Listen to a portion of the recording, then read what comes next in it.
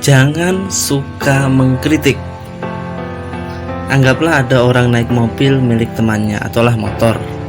Lalu kalimat pertama yang meluncur dari mulutnya adalah, "Ya, mobilmu kuno sekali." Ketika masuk ke rumahnya dan melihat perabotan yang ada, ia berkata, "Oh, kamu belum mengganti perabotanmu." Ketika melihat anak-anaknya, ia berkata, "Masya Allah, mereka manis-manis, tapi kenapa Anda tidak memberi mereka pakaian yang lebih bagus dari ini?" Dan ketika istrinya menghidangkan makanan untuknya, ia berkata, "Ya Allah, kenapa Anda tidak memasak nasi?" "Walah, garamnya kurang. Aku tidak suka menu seperti ini."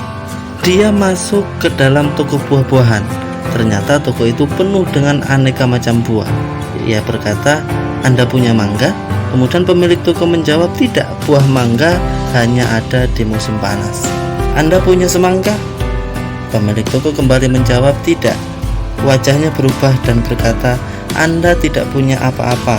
Kenapa Anda membuka toko?" Dan dia pun keluar. Dia lupa bahwa di toko itu ada lebih dari 40 jenis buah-buahan. Memang sebagian orang suka mengganggu Anda dengan banyaknya kritikan. Nyaris tidak ada sesuatu yang disukainya. Ketika ada makanan yang lezat, yang terlihat olehnya hanyalah sehelai rambut yang jatuh tanpa sengaja. Ketika ada baju yang bersih, maka yang terlihat olehnya hanyalah setitik tinta atau noda yang tersangkut dalam baju Anda. Ketika ada buku yang bermutu, yang terlihat olehnya hanyalah kesalahan cetak yang terjadi tanpa sengaja. Jadi, nyaris tidak ada orang yang selamat dari kritikan. Ia selalu memperhatikan apa saja secara detail, baik besar maupun kecil. Saya mengenal seseorang yang berteman dengan saya dalam waktu yang cukup lama. Tepatnya semasa kami masih belajar di SMA dan kuliah di perguruan tinggi. Kami masih berkomunikasi sampai saat ini. Hanya seingat saya, dia tidak pernah memuji sesuatu, apalagi memuji saya. Saya punya usaha kecil-kecilan, yakni sebuah angkringan yang saya dirikan dengan kelompok saya, dan saya pernah bertanya tentang beberapa hal kepadanya, dan nyaris dia tidak pernah memuji karya tersebut sekalipun banyak orang yang mengapresiasi. Lalu dengan dingin dia menjawab, "Ya Allah, bagus. Hanya di situ ada cerita yang tidak pas.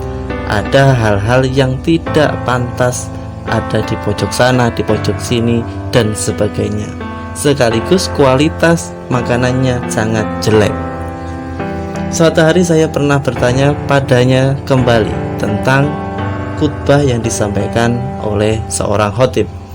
Ternyata dia nyaris tidak pernah menyebut sisi yang baik, sehingga saya merasa bahwa orang tersebut lebih berat daripada gunung.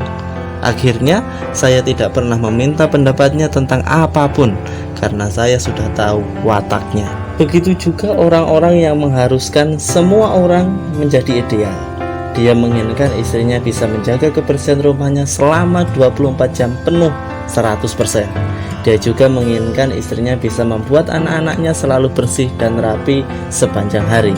Kalau ada tamu yang berkunjung, sang istri harus menyiapkan makanan yang paling enak.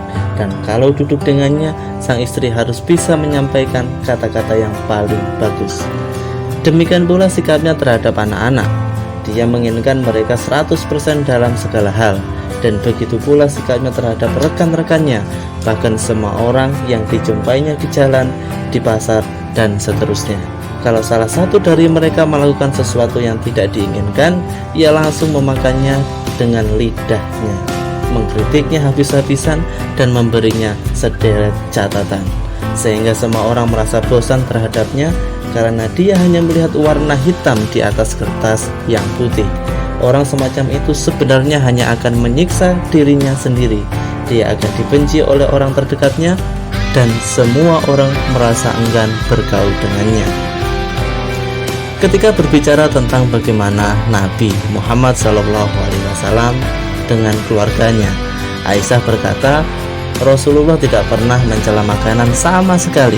Kalau beliau berselera, beliau akan memakannya, dan kalau beliau tidak berselera, maka beliau meninggalkannya. Memang beliau tidak pernah membuat masalah dalam segala hal. Anas pun pernah berkata, "Demi Allah, aku pernah menjadi pelayan Nabi selama 9 tahun. Beliau tidak pernah menanyakan apa yang aku kerjakan. Kenapa kamu melakukan ini dan itu?" Beliau juga tidak pernah mencela apapun dariku, dan beliau juga tidak pernah berkata, "Ah," kepadaku. Begitulah adanya Nabi Muhammad SAW, dan begitu pula seharusnya kita. Tapi bukan berarti saya mengajak Anda meninggalkan nasihat atau membiarkan segala bentuk kesalahan. Hanya jangan terlalu rinci dalam segala hal, terutama dalam urusan duniawi. Biasakan diri Anda untuk beradaptasi dengan semua hal. Seorang tamu mengetuk pintu rumah Anda, lalu Anda menyambutnya dan mengajaknya masuk ke ruang tamu. Setelah Anda menyediakan secangkir teh, dia pun mengambil cangkir itu. Begitu melihat ke dalam cangkir, dia berkata, "Mengapa Anda tidak mengisi penuh cangkir ini?" Kemudian Anda menjawab, "Apa mau ditambah?" Dia akan berkata, "Tidak, sudah cukup." Kemudian dia minta air putih, lalu Anda memberinya segelas air, dan dia pun meminumnya. Setelah selesai, dia berkata, "Air Anda panas." Lalu ia menoleh ke AC dan berkata, "AC Anda tidak dingin." Dan dia pun mengeluh kepanasan. Bukankah Anda merasa betapa beratnya orang semacam ini? Dan Anda berharap agar dia segera keluar dari rumah Anda dan tidak pernah kembali lagi. Jadi, semua orang tidak menyukai kritik yang berlebihan. Namun jika Anda memerlukannya, maka bungkuslah dengan kemasan yang bagus. Lalu berikan kepada orang lain, berikan kritikan dalam bentuk usulan atau secara tidak langsung atau dengan redaksi yang umum.